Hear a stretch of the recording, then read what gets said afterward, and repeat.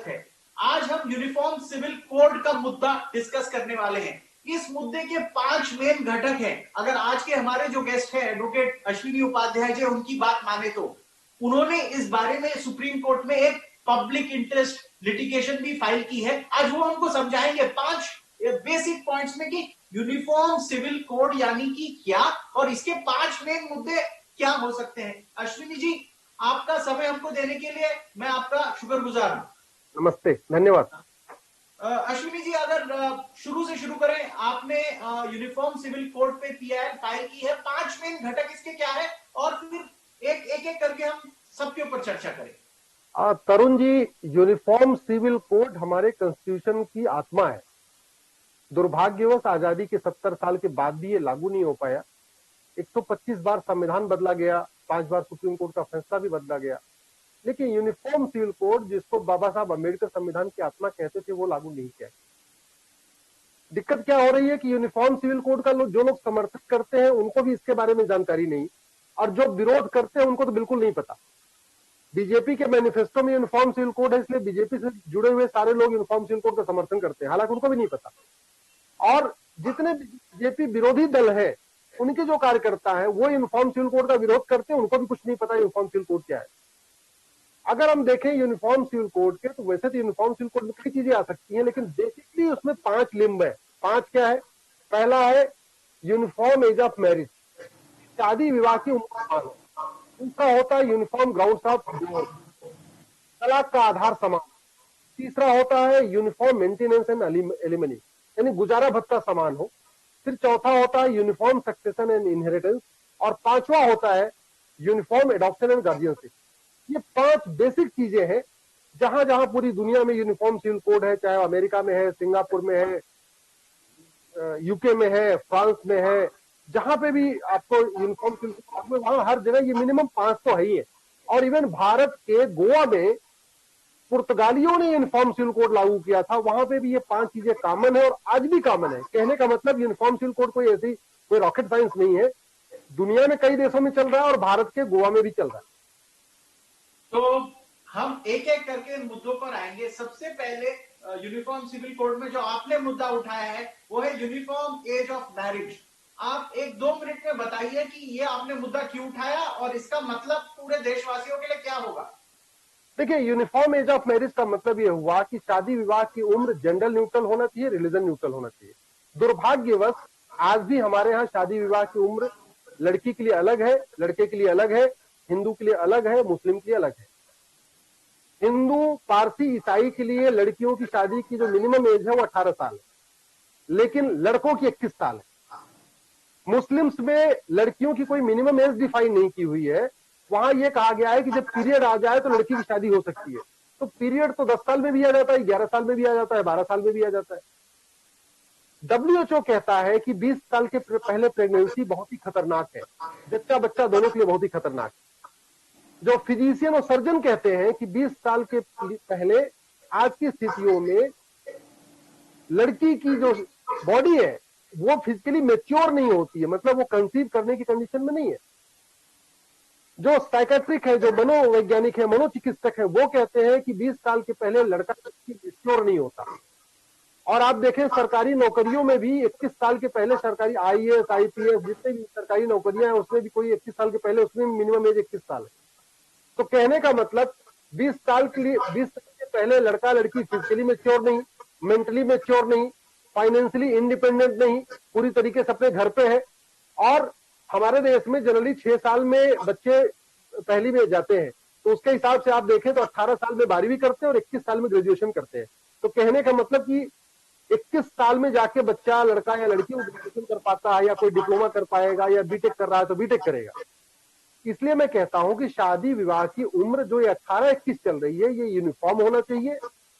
21 हो नहीं, 21 तो कम से कम 20 साल हो, लेकिन ये जेंडर न्यूट्रल होना चाहिए, रिलीजन न्यूट्रल होना चाहिए। क्योंकि शादी विवाह का जो उम्र है इसका मजहब से कोई लेना देना नहीं, धर्म से कोई लेना देना नहीं है। ये प्योरली ह्यूमैनिटेरियन इशू है, ह्यूमन राइट का इशू है, सिविल राइट का इशू है।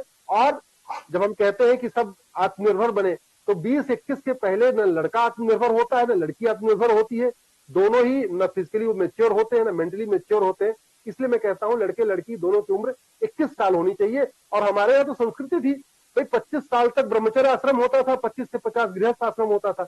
हमारी तो सनातन संस्कृति में भी ऐसा रहा कि 25 साल के बाद ही विवाह होता रहा। ये बीच में बाल विवाह आ गया, बहुत सारी और कुप्रथाएं आ गई, वो गलत है। ठीक है, आपने बहुत अच्छे से इसको एक तरीके से समझाया हम लोगों को। आपने ये कोर्ट में भी प्ली ली है, आपने यूनिफॉर्म ग्राउंड ऑफ डिवोर्स इस पर भी जो प्ली ली है वो उसके बारे में क्या आपने एक तरीके से कहा है अपने प्ली में? तरुण जी, भारत न वेद से चलता है, न पुराण से, न बाइबल से, न कुरान से। भारत चलता है संविधान से। संविधान का आर्टिकल 14 कहता है सब लोग बराबर हैं। आर्टिकल 15 कहता है जाति धर्म भाषा क्षेत्र के आधार पर भेदभाव नहीं किया जाएगा। आर्टिकल 21 कहता है कि सबको जीवन जीने का, सम्मान के साथ जीवन जीने का अधिकार है। और आर्टिकल 44 कहता है कि समान नागरिक संहिता हो। तो दूसरी मेरी पीआईएल है यूनिफॉर्म ग्राउंड्स ऑफ डिवोर्स। अब हो क्या रहा है, एक मजहब में ऐसा है कि बाजपन के आधार पे तलाक हो सकता है, दूसरे में यह है कि नपुंसकता के आधार पर हो सकता है, तीसरे में यह हो सकता है कि हाँ जहां व्याभिचार का इश्यू है, एडल्ट्री, उसके आधार पर भी हो सकता है, लेकिन सब में नहीं हो सकता। इसी तरीके से अंडर एज ऑफ मैरिज के आधार पर भी हिंदुओं में तलाक हो सकता है कि अगर जल्दी शादी कर दिया जाए, बाद में लड़की बोले हमारी शादी जल्दी कर दी गई, तो तलाक मांग सकती है, लेकिन मुस्लिम में नहीं मांग सकती। तो मैं ये कह रहा हूं कि जो भी ग्राउंड्स ऑफ डिवोर्स होना चाहिए, क्योंकि ग्राउंड्स ऑफ डिवोर्स पूरी तरीके से ह्यूमन राइट का इश्यू है, सिविल राइट का इश्यू है।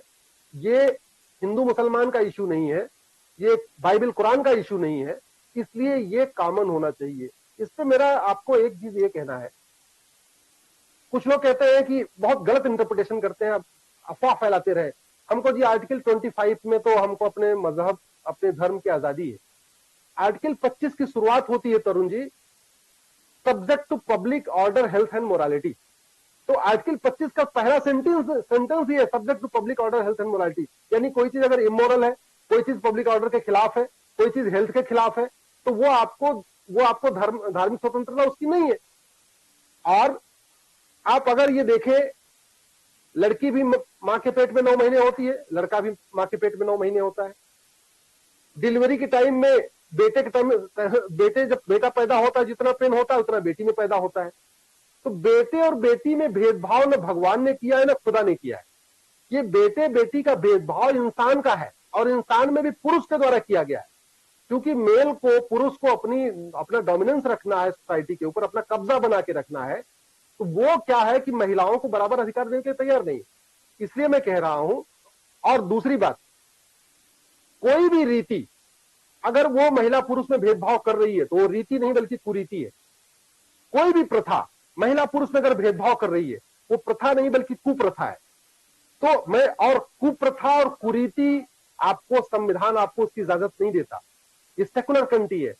ये यहाँ पे हमें आर्टिकल 14, 15 और 21 मिला हुआ है। इसलिए मैं कह रहा हूं कि किसी को भी ये इजाजत नहीं मिली हुई है। हमारा ये कहना, जो मेरी पीआईएल है, कि ग्राउंड्स ऑफ डिवोर्स समान हो। अगर एक पति एक पत्नी है तो सबके लिए हो। अगर बहुविवाह करना है तो सबको अधिकार मिलना चाहिए। वो कह रहा है कि यहाँ कुछ लोग, बच्चा नहीं पैदा हो रहा है, पति पत्नी दोनों चाहते हैं कि भाई हमें एक दूसरे बच्चे के लिए म्यूचुअली उसकी छोटी बहन से शादी कर लूं, कुछ कर लूं, नहीं कर सकते। और दूसरे वही मुस्लिम्स में वो शौक बस भी 4 शादी कर सकते हैं। तो ये जो गलत चल रहा है, मुझे लगता है कि ग्राउंड्स ऑफ डिवोर्स भी कॉमन हो, वो कुछ भी हो। चाहे अगर आप मिनिमम एज आपके आधार पर तलाक होना चाहिए तो सबको होना चाहिए। अगर बहुविवाह के आधार पर तलाक होना चाहिए तो सबको होना चाहिए। आपको अगर एडल्ट्री के आधार पर तलाक हो सकता है तो सबको मिलना चाहिए। ऐसा नहीं होना चाहिए कि 4 बहनें हैं, अगर एक हिंदू से शादी करे, एक मुस्लिम से करे, एक पारसी से करे, एक ईसाई से करे, तो उनके अगर तलाक हो तो चारों अलग अलग हो जाए, ऐसा नहीं है। उनके तलाक के ग्राउंड कॉमन होने चाहिए। आपने अच्छे से समझाया इस मुद्दे को। आगे बढ़ते हैं। आपने यूनिफॉर्म एलिमनी और मेंटेनेंस के बारे में भी अपने पब्लिक इंटरेस्ट लिटिगेशन में कहा है, इसको आप समझाएं। देखिए, जो गुजारा भत्ता है, इसका हमारे देश में किसी भी, न हिंदू मैरिज एक्ट में, न मुस्लिम में, न आपके पारसी मैरिज एक्ट में, न क्रिश्चियन में, किसी में इसका कोई क्लियर कट फार्मूला ही नहीं है। वो कह रहा है कि जो गुजारा भत्ता है, मुस्लिम में तो केवल 3 महीने का है कि तलाक होगा केवल 3 महीने उनको तलाक 3 महीने के लिए उनको जो है गुजारा भत्ता मिलेगा। हिंदुओं में भी कोई फिक्स नहीं है। मैं आपको इसलिए एक उदाहरण के बताता हूं, क्योंकि कोई फार्मूला नहीं है कितना होगा। अगर तलाक हो रहा है, सेम कंडीशन में अगर वो दिल्ली के कोर्ट में अगर चलेगा तलाक गुजारा भत्ता का मैटर, हो सकता है यहाँ का जज कुछ अलग अलग दे दे गुजारा भत्ता। गाजियाबाद में जाएगा, वहां का जज हो सकता है कुछ अलग ऑर्डर कर दे। गुड़गांव में चलेगा, हो सकता है कुछ अलग ऑर्डर कर दे, क्योंकि कोई कंप्यूटिंग सिस्टम नहीं है कि भाई अगर मान लीजिए तलाक हो रहा है और महिला के 2 बच्चे हैं, तो वो उसका केस गाजियाबाद में चले, चाहे दिल्ली में चले, चाहे गुड़गांव में चले, चाहे कन्याकुमारी में चले, क्या फर्क पड़ता है। तो वो सब कुछ चल रहा है जज की मर्जी पे। कोई अमेरिका वगैरह में कंप्यूटिंग का फिक्स एकदम पूरा फार्मूला बना हुआ, उन्होंने सिस्टम में डाल दिया कि भाई पति की तनख्वाह इतनी है, महिला है, महिला के साथ 2 बच्चे हैं, बच्चों की एज इतनी है, तो सिस्टम में डाला, उसने फट से निकाल के दे दिया, भैया इसको इतना हर महीने के हिसाब से आपको 3 साल 4 साल 5 साल जो भी एक फिक्स है, इतने दिन आपको मेंटेनेंस देना है। हमारे देश में ऐसा नहीं है। तो हो क्या रहा है कि जो मेंटेनेंस है, जो गुजारा भत्ता है, मुस्लिम में केवल 3 महीने है, पारसी, हिंदू और ईसाई, इसका भी कोई फिक्स क्राइटेरिया नहीं है, इसका भी कोई फार्मूला नहीं है। तो अगर लड़के वाला वकील अच्छा है, वो मोटी तनख्वाह लेने वाला है, बड़ा वकील है, हो सकता है सस्ते में निपटवा दे। लड़की वाला अगर वकील बढ़िया है, मोटे पैसे मोटी तनख्वाह लेता है, हो सकता है आपको ज्यादा मेंटेनेंस दिला दे। तो मतलब जज की मर्जी पे चल रहा है, वकील की काबिलियत पे चल रहा है, कोई इसका फिक्स पैटर्न नहीं चल रहा है। इसलिए और जो गुजारा भत्ता है तरुण जी, पूरी तरीके से ये ह्यूमन राइट का इश्यू है, सिविल राइट का इश्यू है। इसका मजहब से क्या लेना देना। अगर 4 बहनें हैं और चारों बहनों का मान लीजिए उसमें एक मुस्लिम से शादी करे, एक पारसी से करे, एक ईसाई से करे, एक क्रिश्चियन से करे, और अगर गलती से मान लीजिए तलाक होता है, एक मैं आपको कल्पना करके बता, तो ऐसा क्यों है कि जो जिसने मुस्लिम से शादी किया उसको केवल 3 महीने मेंटेनेंस मिलेगा, जो पारसी से किया उसको अलग मेंटेनेंस मिलेगा। ये गलत बात है। भारत अगर वास्तव में कॉन्स्टिट्यूशन से चल रहा है, भारत में वास्तव में अगर एक सेकुलर कंट्री है, तो मेंटेनेंस जो पूरी तरीके से ह्यूमन राइट का इश्यू है, सिविल राइट का इश्यू है, ये बराबर होना चाहिए। इसका फार्मूला एकदम पूरी तरीके से क्रिस्टल क्लियर फार्मूला होना चाहिए। ऐसा वो जज की मर्जी पे नहीं होना चाहिए कि जज जो मन करे वो ऑर्डर कर दे और वकील जो मन करे वो ऑर्डर करवा ले ना, ये नहीं होना चाहिए फार्मूला। और दुनिया के कई देशों में है, मैं तो कह रहा हूँ गोवा में ऑलरेडी है। गोवा में जो मेंटेनेंस का है वो कॉमन सिस्टम है। गोवा में आप अगर तलाक होगा, चाहे हिंदू का होगा, चाहे मुस्लिम का होगा, पारसी का होगा, ईसाई का होगा, उसका जो तलाक है वो फिक्स मिलेगा। लेकिन दिल्ली, गाजियाबाद, फरीदाबाद में फिक्स नहीं मिलेगा। ये गड़बड़ है। आपने अच्छे से समझा है कि ये एलिमनी मेंटेनेंस को लेकर क्या प्रॉब्लम है, बट आपने अडॉप्शन और गार्डियनशिप का भी मुद्दा लिया। अडॉप्शन और गार्डियनशिप में कैसे एक तरीके से यूनिफॉर्म सिविल कोड मदद करेगा? देखिए, एडॉप्शन एंड गार्जियनशिप में क्या हो रहा है, मैं आपको उदाहरण देता हूं। जैसे मुस्लिम्स है, उसमें एडॉप्शन का सिस्टम ही नहीं है, वो एडॉप्ट नहीं कर सकते। अब अगर एडॉप्ट कर भी सकते हैं तो उस जो बच्चे को एडॉप्ट करेंगे उसको वो राइट नहीं मिलेगा जो एक बायोलॉजिकल सन या डॉटर को होता है। मतलब अपनी 100% प्रॉपर्टी नहीं दे सकता वो एडॉप्टेड चाइल्ड को, एडॉप्टेड सन या डॉटर को। उसके पूरे वो लीगल राइट नहीं होंगे जो वास्तव में जो उसके बच्चे के हो सकते थे। अब इसकी वजह से क्या हो रहा है कि कई बार बहुविवाह भी हो जाता है, पता चला बच्चे नहीं हो रहे, वो बच्चे को अडॉप्ट नहीं कर सकता, तो उसके चक्कर में दूसरी शादी हो रही है, ऐसा भी चल रहा है।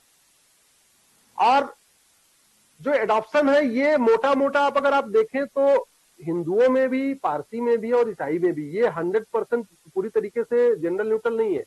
ये टूवर्ड्स टिल्टेड है पुरुष की तरफ, मेल टिल्टेड है, ये मेल डोमिनेंट ये भी है। लेकिन फिर भी हिंदू मैरिज एक्ट है उसमें लगभग मैं ये नहीं कह सकता 100% बराबरी आ चुकी है, लेकिन 40-60 का रेशियो आ गया है। पारसी मैरिज एक्ट में 40-60 का रेशियो आ चुका है। मुस्लिम जो पर्सनल लॉ है उसमें तो मतलब बिल्कुल एडॉप्शन का सिस्टम ही नहीं है।